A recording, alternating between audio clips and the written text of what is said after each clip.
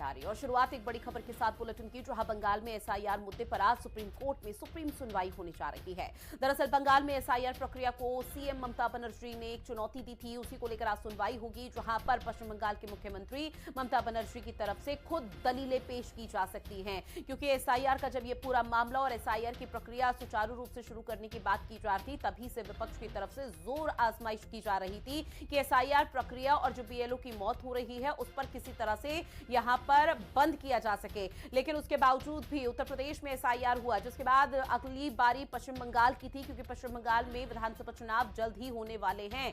अब ऐसे में ममता बनर्जी इसके खिलाफ है। ममता बनर्जी ने इस चीज पूरे मामले को लेकर इस दौरान आपको बता दें कि सुप्रीम कोर्ट में एक याचिका दायर की थी, जिसमें पक्ष यानी कि जो वाद पक्ष है वो बनाया था सीसी ज्ञानेश कुमार को। और अब ऐसे में ममता बनर्जी खुद ही इस पूरे मामले को लेकर दलील पेश करती हुई नजर आएंगी। और देखना बेहद महत्वपूर्ण रहने वाला है, जब सुप्रीम कोर्ट में इस पूरे मामले को लेकर सुनवाई होगी तो ममता बनर्जी को इस पूरे मसले को लेकर क्या किसी तरह का बड़ा झटका लगता है या एक बहुत बड़ी राहत के तौर पर इसे देखा जाए। क्योंकि सीएम ममता बनर्जी खुद अपनी दलीलें यहां पर रखेंगी, किस तरह की परेशानी हो सकती है, क्या कुछ हो सकता है, उसको लेकर भी यहां पर अपनी बात सुप्रीम कोर्ट में ममता बनर्जी की तरफ से रखी जाएगी। तो बड़ी खबर लगातार आप तक साझा कर रहे हैं। एसआईआर प्रक्रिया को सीएम ममता बनर्जी ने चुनौती दी थी और आज उसी को लेकर सुप्रीम कोर्ट में सुप्रीम सुनवाई होने जा रही है, जहां बंगाल में एसआईआर मुद्दे पर आज सुप्रीम कोर्ट में सुनवाई होनी है। ममता बनर्जी खुद अपनी दलीलें पेश कर सकती है। शालू मेरी सहयोगी हमारे साथ लाइव बनी हुई है। शालू, क्या कुछ अपडेट है? क्योंकि आज ममता बनर्जी खुद इस पूरे मामले को लेकर, एसआईआर को लेकर जिसका विरोध कर रही थी,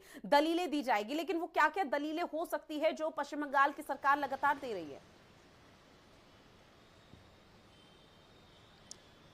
बिल्कुल, देखिए आज की जो सुनवाई है एसआईआर को लेकर के कोर्ट में, वो बहुत अहम मानी जा रही है। क्योंकि जिस तरीके से देखा गया था, जब से एसआईआर देश भर के कई राज्यों में जब एसआईआर की प्रक्रिया शुरू हुई थी, तो तमाम विपक्ष की जो पार्टियां हैं उन्होंने इस पर आपत्ति जताई थी और कई जगह पे इसका विरोध भी जो है वो देखने को मिलेगा था। अगर हम सदन की बात करते तो सदन में भी ये मुद्दा जो है हर बार उठता हुआ नजर आ रहा है। जब जब सदन की कार्रवाई शुरू होती है तब इस मुद्दे को उठाया जाता है। लेकिन इस बार की अगर हम बात करें तो पश्चिम बंगाल पे एसआईआर को लेकर आज अहम सुनवाई होगी।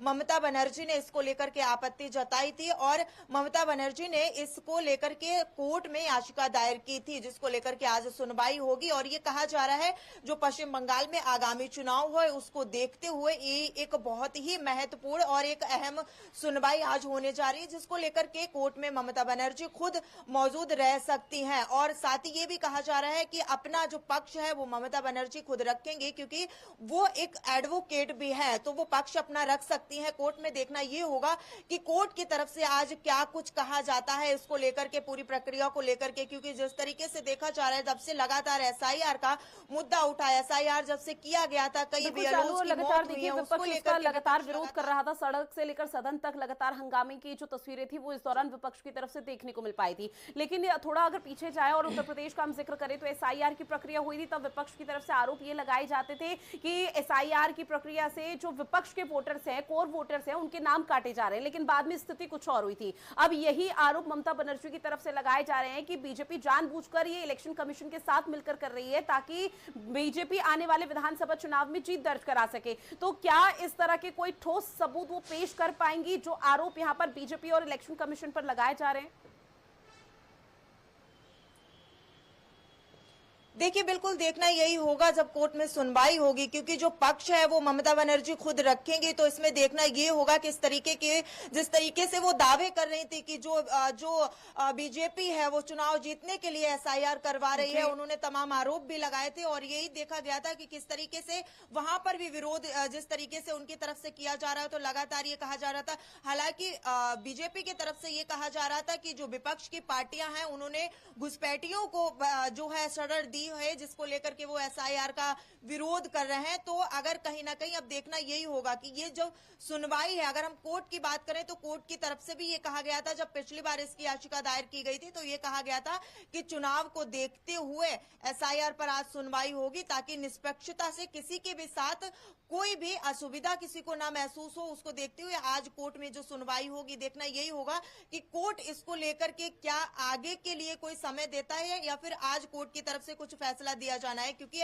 जो चुनाव है उसका तारीख जो है वो नजदीक आने वाला है। और ऐसे में लेकर के लगातार एसआईआर का जो मुद्दा है वो पूरी तरीके से गरमाया। और लगातार एसआईआर की अगर हम बात करते हैं, हम पश्चिम बंगाल की ही बात नहीं, यूपी की बात करने, जहां जहां पर एसआईआर की प्रक्रिया शुरू की गई, जहां जहां पर निश्चित तौर पर शालू देखिए, एसआईआर का मुद्दा एक ऐसा मुद्दा रहा जो हमेशा से विपक्ष के सियासी हंगामे की भेंट चढ़ा है। लेकिन उससे पहले तमाम दर्शकों को हम ये तस्वीरें दिखा रहे हैं, और ये तस्वीरें सीधी तस्वीरें, लाइव तस्वीरें हैं जो सुप्रीम कोर्ट के लिए अब रवाना यहाँ पर ममता बनर्जी हो चुकी है। यानी कि अब से कुछ ही देर बाद जो सुप्रीम कोर्ट में सुप्रीम सुनवाई एसआईआर को लेकर होनी है उसकी शुरुआत हो जाएगी। और ऐसे में देखना बेहद महत्वपूर्ण यही रहने वाला है कि जो आरोप लगातार केंद्र सरकार पर एसआईआर को लेकर, वोटर्स के नाम काटने को लेकर ममता बनर्जी की तरफ से इलेक्शन कमीशन पर लगाए जा रहे हैं, और केंद्र और अब यहां पर इलेक्शन कमीशन की मिली भगत ममता बनर्जी जो बता रही हैं, इसको लेकर सुप्रीम कोर्ट में किस तरह से चीजें यहां पर ममता बनर्जी रख पाती हैं। क्योंकि शालू देखिए, ये सभी को पता है न्यायालय में जब फैसला होगा तो निश्चित तौर पर वो हर किसी को मानना होगा, वो चाहे ममता बनर्जी के हित में आए शालू या ना आए। क्योंकि जो आरोप लगाए जा रहे हैं, आरोपों के हिसाब से सुप्रीम कोर्ट में सुनवाई नहीं होगी, उसके लिए कोई ठोस सबूत पेश करना होगा।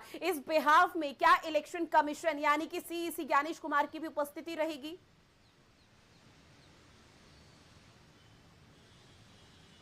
देखिए, देखना यही होगा कि किस तरीके की वो जो उनके पास जिस तरीके से आरोप लगाए जा रहे हैं, उनके पास क्या कुछ ठोस सबूत हैं जिनको वो आज पेश कर सकती हैं। क्योंकि वो यहाँ पर है, देखा गया कल उन्होंने प्रेस कॉन्फ्रेंस की थी, उससे पहले उन्होंने चुनाव आयोग से मिलने के लिए वो पहुंची थी। तो देखना यही होगा, जिस तरीके से आरोप लगाए जा रहे हैं, क्या कुछ आज उनकी तरफ से ठोस सबूत पेश किए जाते हैं, या फिर कोर्ट इसको लेकर के किस तरीके से सुनवाई करती है, किस तरीके से फैसला जो है वो कोर्ट की तरफ से दिया जाता है, या फिर ये कहा जाता है कि जो सुनवाई है उसको टाली भी जा सकती है अगर कोई ठोस सबूत कोर्ट के पास पेश नहीं किया जाएगा। तो देखना अभी यही होगा कि कोर्ट किस को लेकर के किस तरीके से जो है सुनवाई करता है। और साथ ही अगर हम बात करें एसआईआर को लेकर के, क्योंकि जब तक कोई ठोस सबूत पेश नहीं किए जाएंगे तब तक कोर्ट की तरफ से इसको लेकर के कोई फैसला नहीं दिया जा सकता। क्योंकि एसआईआर एक ऐसा मुद्दा है जब से हुई है कि सुप्रीम कोर्ट में सुप्रीम सुनवाई एसआईआर को लेकर होगी तो किस तरह से चीजें सामने आती है। बहरहाल जानकारी साझा की उसके लिए बहुत शुक्रिया।